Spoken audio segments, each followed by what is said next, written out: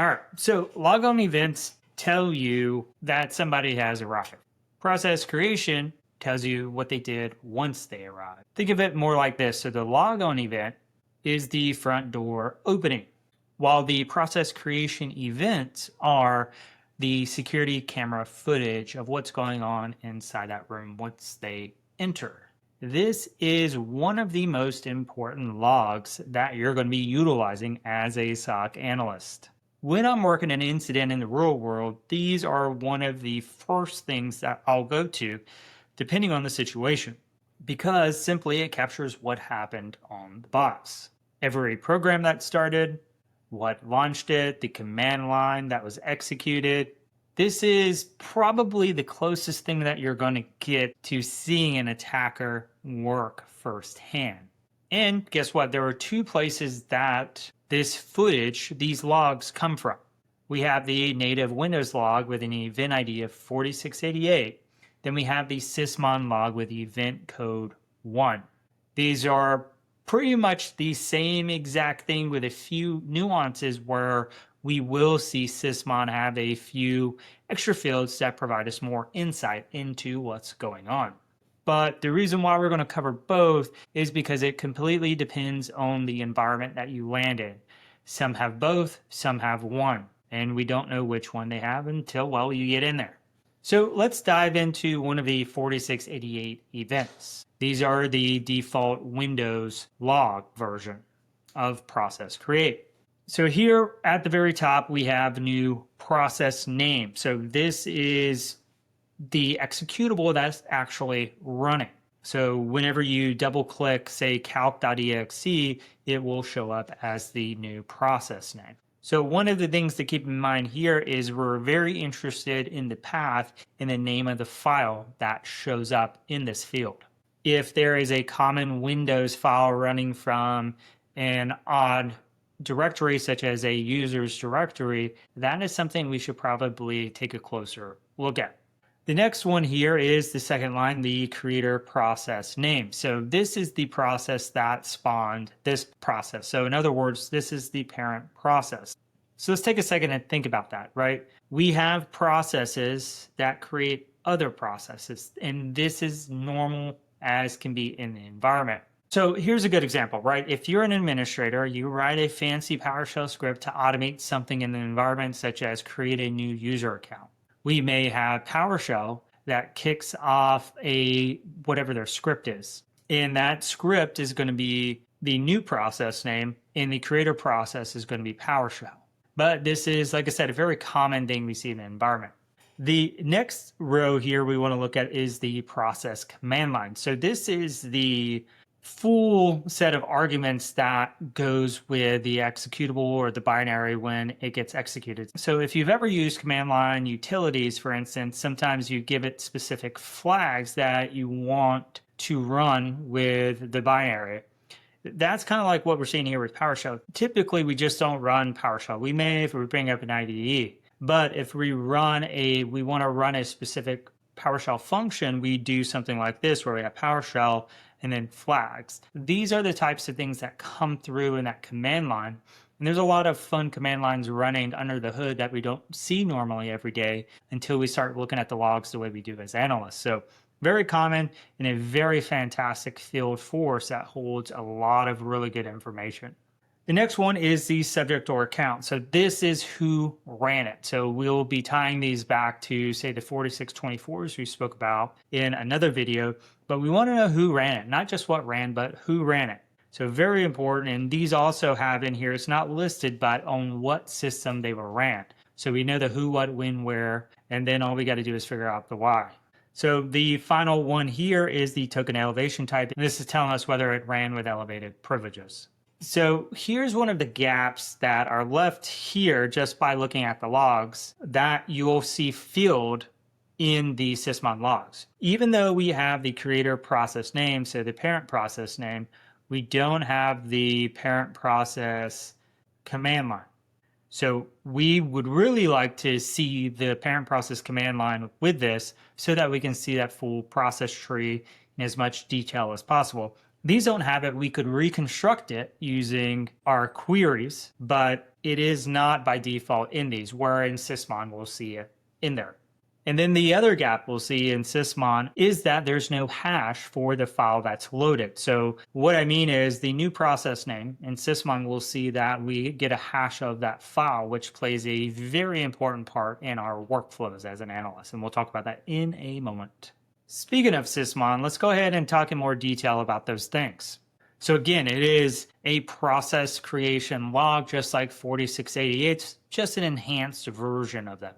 But in this case, we get the parent command line, which is the same as the child command line, but for the parent. We also get a hash of the image that's loaded, or the whatever file was executed, we get the hash of that. So if you double click calc, the calc hash is going to show up in here. If you double clicked a piece of malware, that malware hash is going to show up here as well.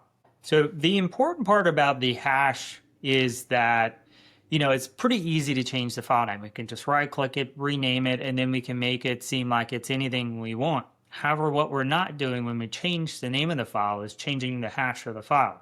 That is something that they actually have to modify the file itself to do.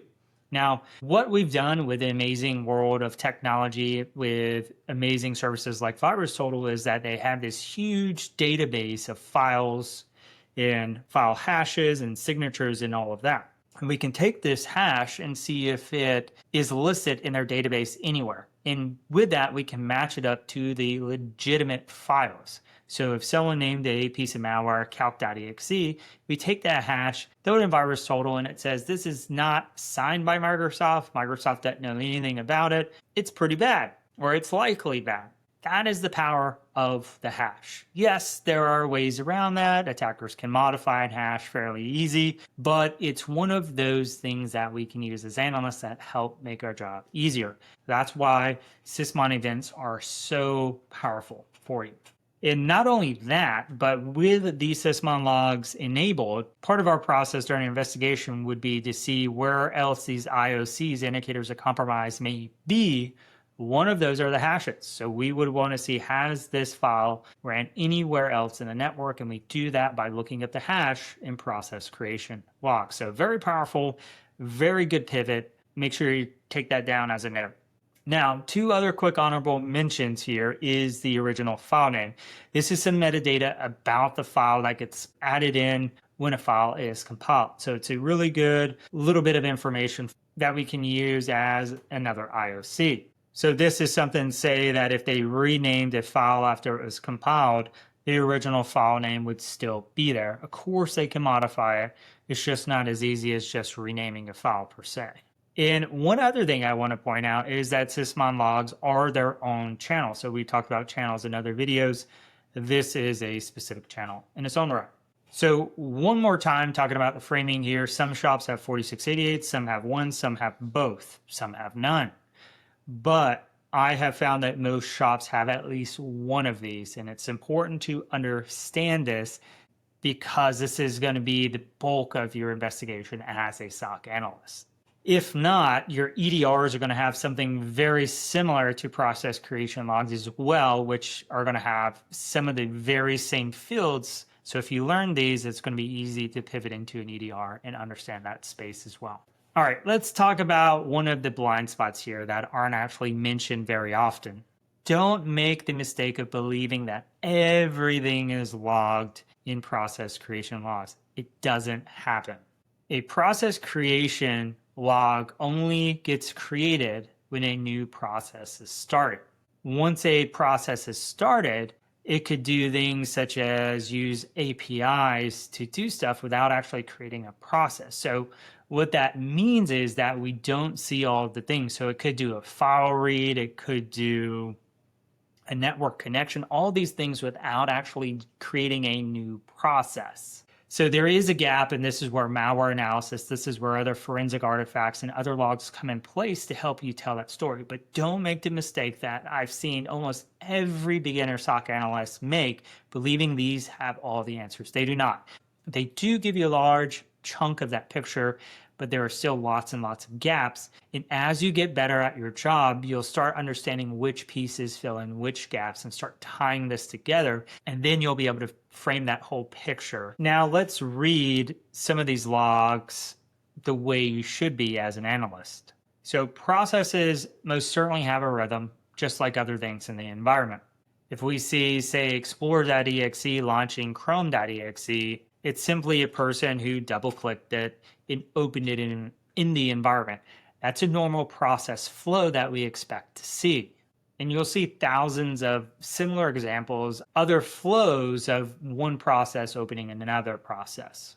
Then there are other flows that should get your attention, such as the classic when we see Word or Excel opening up PowerShell. It should not do that. That means the document has been embedded with malicious code that's executing on your system.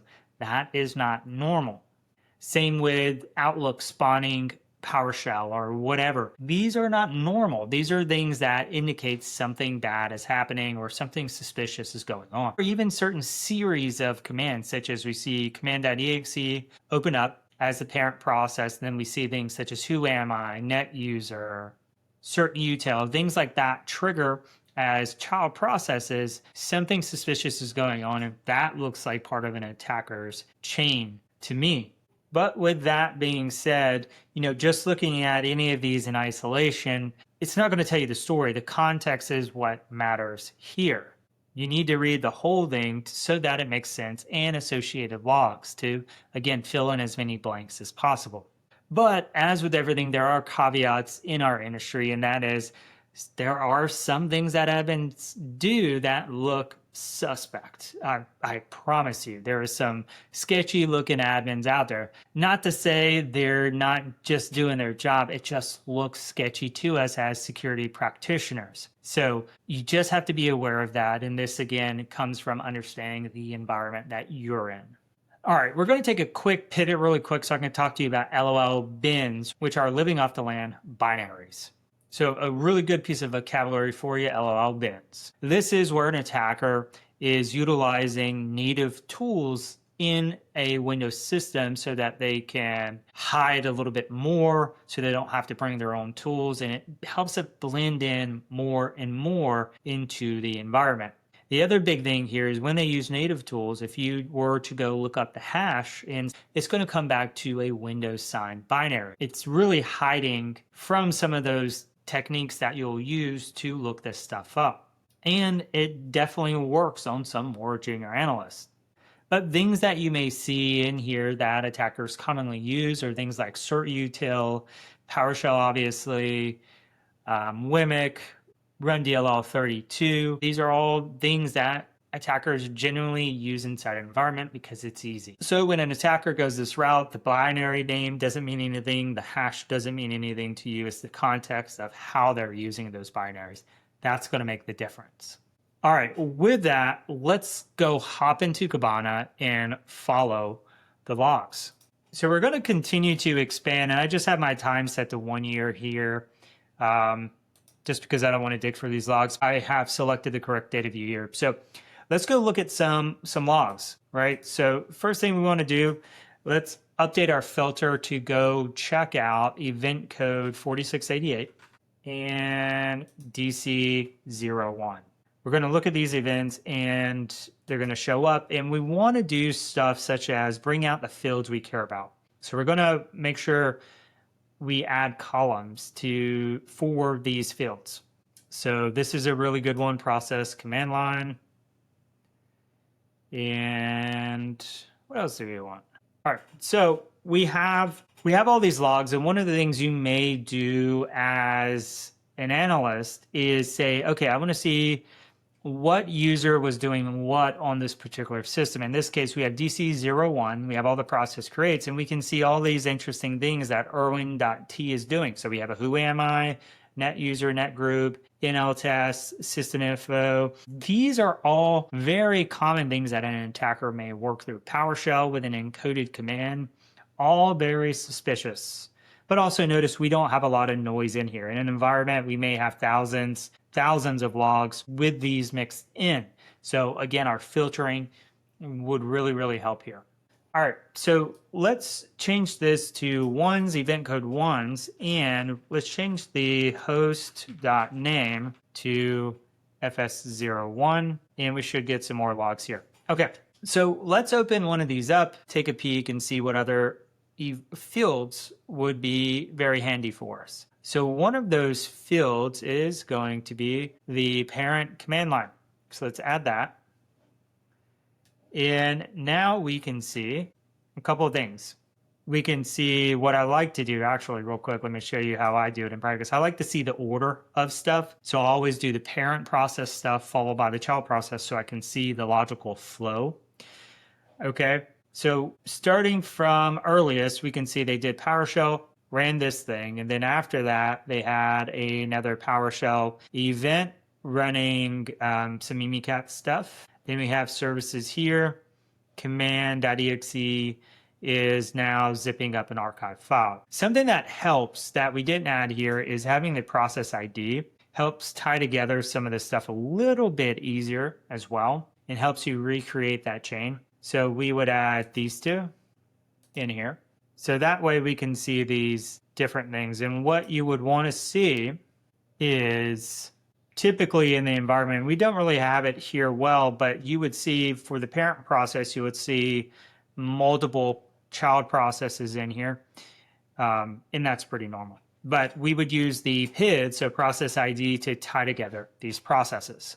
So one of the interesting things is like the situation here. So this third log down, svc32.exe, I know because of my history that this is Mimikat syntax. So I would expect this to actually be Mimikatz.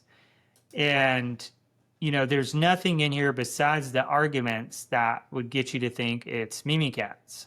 But we could look up this hash in VirusTotal or look for the hash across the environment and see if it is indeed Mimikatz and if it's been on any other host in the environment. Now, I don't expect these hashes to be real. They don't look real.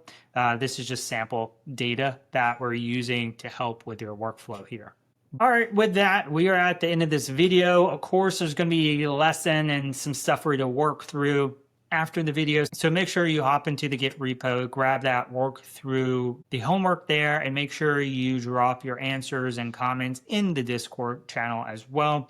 But to sum this up, process creation tells you what occurred on the system. It's the closest thing we have to seeing through the eyes of our adversaries we're looking at. We have both 4688s and Sysmon's Event 1 that help tell this story, but you never know which ones are in your environment until you get there, but they are both common. The other thing that we learn is that these don't tell the whole story. There are gaps into what it can show us, and it's only going to help tell us a part of the story, just like every other log we're going to be looking at during this course. So get your reps in, make sure you understand what data is in what logs, and you will be far above your peers by just understanding these logs. All right, stay tuned. We'll see you in the next video in the series.